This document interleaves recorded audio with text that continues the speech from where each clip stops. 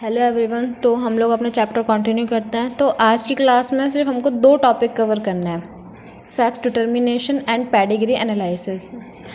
तो यही 2 टॉपिक हैं जो कि आज की क्लास में हम लोग कवर करेंगे। इनकी डिटेल में इनको हमको पढ़ना है कि सेक्स डिटर्मिनेशन क्या होता है, पेडिग्री एनालिसिस क्या होती है, हमको क्यों करना होता है। तो यही आज की क्लास के 2 मेन टॉपिक हैं जो हमको कवर करना है। तो हम बात करते हैं सेक्स डिटर्मिनेशन की, ठीक है। तो पहले तो हम यही देख लेते हैं कि सेक्स डिटर्मिनेशन होता क्या है। सेक्स डिटर्मिनेशन में हम क्या करते हैं कि किसी भी इंडिविजुअल का हम सेक्स डिटरमाइन करते हैं कि वो मेल है कि फीमेल है, उसी को बोलते हैं सेक्स डिटर्मिनेशन। जब हम किसी भी इंडिविजुअल का सेक्स देखते हैं कि वो मेल है कि फीमेल है, क्या है वो, ठीक है, तो उसी को बोलते हैं सेक्स डिटर्मिनेशन, ठीक है। तो अब जो एक्स क्रोमोज़ोम है वो दिया था हैंकिंग ने 1891 में, और chromosomal theory of sex determination जो है वो दिया था विल्सन एंड स्टीवन ने, ठीक है। तो chromosomal theory of sex determination and chromosomal theory of inheritance दोनों अलग अलग है, कंफ्यूज मत हो जाना। और दोनों जो थ्योरीज़ हैं वो अलग अलग साइंटिस्ट ने दिए हैं। क्वेश्चन आता है तो पहले पढ़ लेना कि क्वेश्चन में पूछी कौन सी थ्योरी है, कहीं खुद से कुछ भी आंसर करके आ जाओ, ठीक है। नेक्स्ट हम बात करते हैं ह्यूमंस की। तो ह्यूमंस के अंदर क्या होता है, जो total number of pair of chromosome होता है वो कितने होता है, 23 होते हैं, ठीक है। 23 पेयर होते हैं क्रोमोसोम के हमारे अंदर, ह्यूमंस के अंदर।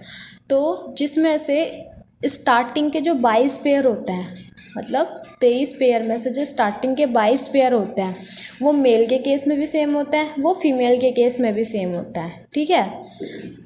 तो क्योंकि वो दोनों सेम है, मेल में भी फीमेल में भी, इसलिए उनको बोलते हैं हम ऑटोजोम्स, ठीक है। बट जो लास्ट वाला जो पेयर होता है, 23rd वाला जो पेयर होता है, वो फीमेल के केस में होता है XX और मेल के केस में होता है XY, ठीक है। तो जो 23rd पेयर जो है वो दोनों में क्या है, अलग अलग है, इसीलिए उसको बोलते हैं सेक्स क्रोमोसोम। वही एक इंडिविजुअल का सेक्स डिसाइड कर रहा है यहाँ पे, ठीक है। जो लास्ट वाला जो हमारा पेयर है क्रोमोसोम का, वही यहाँ पे एक इंडिविजुअल का सेक्स डिसाइड कर रहा है, इसीलिए उसको हम बोलते हैं सेक्स क्रोमोसोम। अब एक टर्म होता है हेट्रोगैमेटी। हेट्रोगैमेटी का मतलब होता है जो गैमेट्स होते हैं, मतलब लाइक XX XY, तो जिसमें अलग अलग हो दोनों XY, ये क्या हो गया, हेट्रोगैमेट हो गया।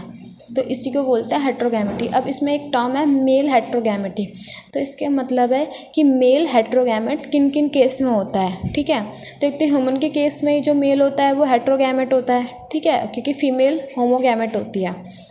तो पहला एग्जाम्पल तो ह्यूमंस का ही हो जाएगा। नेक्स्ट ग्रास ऊपर के अंदर भी क्या होता है, जो मेल होता है वो हेट्रोगैमेटी होता है, मतलब उसका होता है X0 और फीमेल उस केस में होती है XX, ठीक है। और दूसरा केस जिसमें फीमेल हेट्रोगैमेटी होती है, मतलब कि फीमेल के जो गैमेट्स हैं वो डिफरेंट है।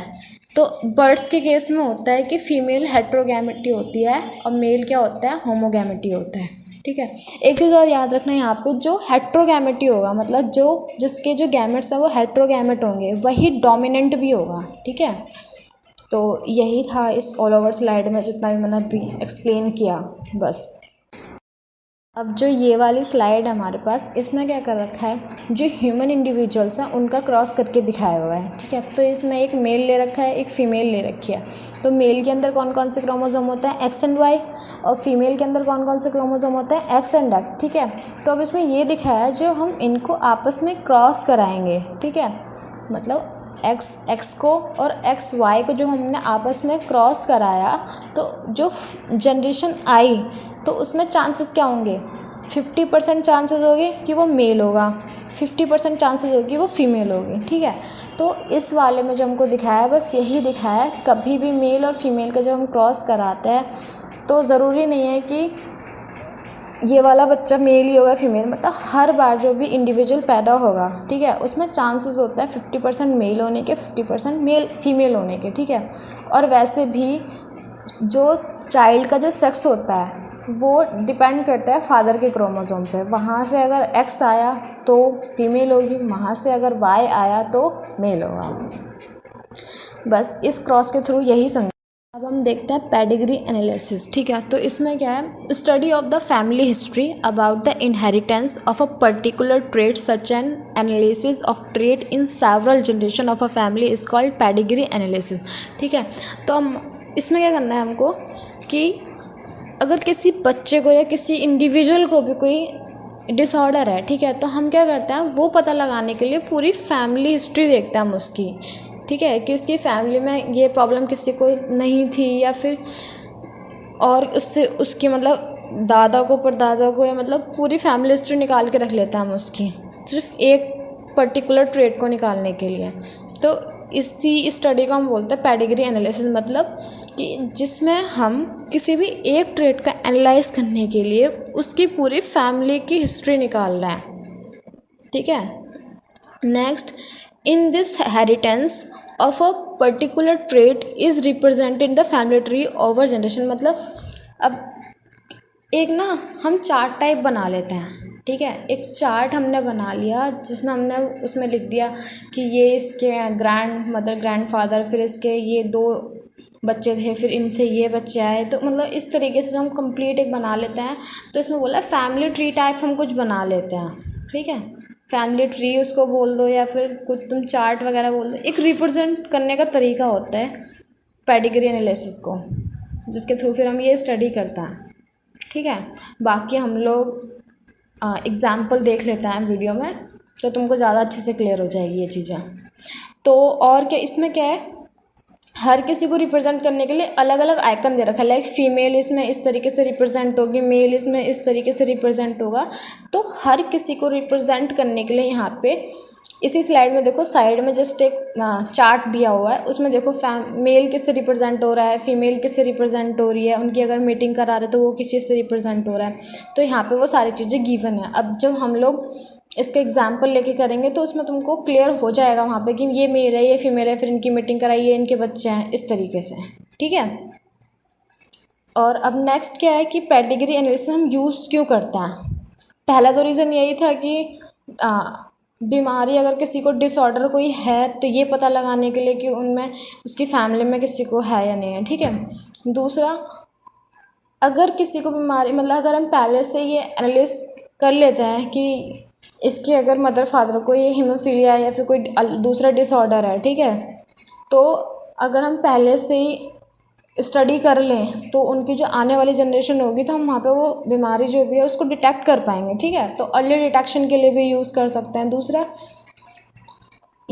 पेडिग्री एनालिसिस इसलिए भी है कि हम बता सकते हैं कि अगर हम क्लोज रिलेटिव्स में अगर शादियां करा देते तो उसके क्या हार्म होंगे। ठीक है, अब जस्ट सपोज करो कि हम 2 इंडिविजुअल हैं, बहुत क्लोज रिलेटिव एक दूसरे के, ठीक है, अगर वो आपस में शादियां कर लेते हैं तो उसको क्या प्रॉब्लम होगा। मतलब उनके कहीं ना कहीं जो जीन्स होंगे वो जीन्स के अंदर उनके वेरिएशन ज़्यादा होगी नहीं, तो चांसेस ज़्यादा होते हैं। तो मतलब यही कुछ रीजंस हैं कि हम पेडिग्री एनालिसिस ये इसलिए ये सब यूज़ करते हैं। ठीक है, पेडिग्री एनालिसिस के कुछ एग्जाम्पल देख लेते हैं। ठीक है, जैसे कि वो सेक्स लिंक बीमारी है या फिर ऑटोसोमल है, डोमिनेंट है या फिर रिसेसिव है। ये कुछ टर्म होते हैं जो कि एग्ज़ाम में हमसे क्वेश्चन जो पूछे जाते हैं वो उसी चीज़ को लेके पूछे जाते हैं। जैसे कि कुछ तुमको एक ट्रेट दे रखा हो कोई भी और उसमें बोल दिया होगा कि बताओ ये ऑटोसोमल रिसेसिव ट्रेट है या फिर ऑटोसोमल डोमिनेंट ट्रेट है, तो इस तरीके से क्वेश्चन पूछा जाता है। ठीक है, तो हम ये देखेंगे कि हमें कैसे पता लगेगा वो डोमिनेंट है, रिसेसिव है, ऑटोसोमल है या फिर सेक्स लिंक्ड है। ठीक है, सपोज करो तुमको कोई ये दे रखा है, ये ट्रेट तुमको कोई गिवन है। ठीक है, तो अब तुमको कैसे पता लगेगा कि ये डोमिनेंट है या फिर रिसेसिव है।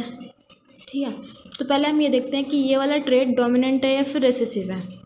ठीक है, तो हम यहाँ पे पहले पेरेंट्स को देख रहे हैं। ठीक है, पेरेंट्स नॉर्मल दिखाए हुए हैं, कोई अफेक्टेड नहीं है यहाँ पे, बट यहाँ प्रोजेनी में एक मेल अफेक्टेड है, एक फीमेल अफेक्टेड है। ठीक है,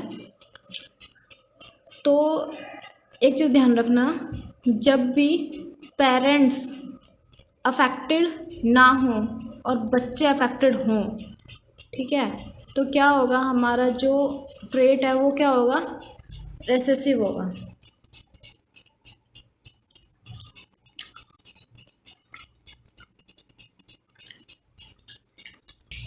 नेक्स्ट, अगर फादर यहाँ पे अफेक्टेड नहीं है, ठीक है, और मदर अफेक्टेड है, तो ये याद रखना कि फादर जो होता है वो हमारा यहाँ पे डोमिनेंट ट्रेट होता है, ठीक है, लेकिन यहाँ पे फादर क्या है, अनअफेक्टेड है, मतलब यहाँ फादर अफेक्टेड नहीं है, तो ये बीमारी कैसे हो जाएगी, मतलब ये जो ट्रेट है ये हमारा हो जाएगा ऑटोसोमल, ठीक है।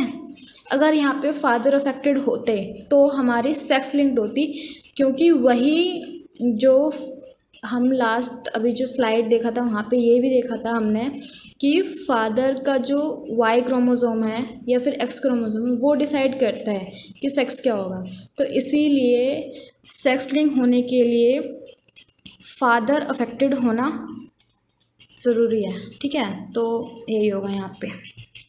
नेक्स्ट एग्जांपल देखते हैं, ठीक है, तो इस टाइप से हमारा कुछ चार्ट दे रखा है, तो हमको अब यहाँ बताना है कि ये वाला ट्रेट किस टाइप का है, ठीक है, तो हम यहीं से स्टार्ट करते हैं। ये पेरेंट्स मान लो, ठीक है, ये यहाँ पे फिर चिल्ड्रन है, फिर इनकी मीटिंग हुई, फिर ये सब। तो जो हम पहले क्या देख रहे थे कि यहाँ पे बच्चे भी अफेक्टेड हैं, पेरेंट्स भी अफेक्टेड हैं, ठीक है, तो ये ट्रेट कैसा है, यहाँ पे हम अगर हम इतना देखें तो हमको लगेगा ये डोमिनेंट ट्रेट है क्योंकि पेरेंट्स से बच्चों में आ रही है, बट जब हम F2 जनरेशन देख रहे हैं यहाँ पे, बट यहाँ पे क्या हो रहा है, पेरेंट्स तो अफेक्टेड नहीं है बट स्टिल बच्चे अफेक्टेड हैं, तो ये ट्रेट हो कैसे जाएगा, रिसेसिव, ठीक है। नेक्स्ट मैंने बोलते जब रिसेसिव ट्रेट हो तो पेरेंट्स चेक करना है, ठीक है, यहाँ पे मेल अफेक्टेड है, जब मेल अफेक्टेड है तो मतलब ये वाला ट्रेट कैसा हो जाएगा हमारा, सेक्स लिंक्ड।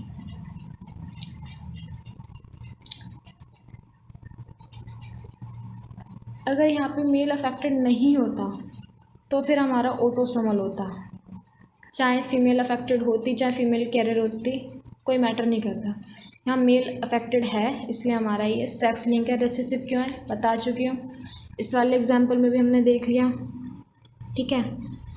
इस वाले में भी सेम हमने ये देखा था, ट्रेट कैसा था, रिसेसिव, क्योंकि बच्चों में है बट पेरेंट्स में नहीं है। यहाँ भी देख लो बच्चों में है बट पेरेंट्स में नहीं है। अगर यहाँ पे मेल अफेक्टेड होता यहाँ पे, तो हम बोल सकते थे ये क्या है, सेक्स लिंक्ड। इस तरीके से हमें चेक करना है। सो ख़त्म हमारे दोनों टॉपिक आज के।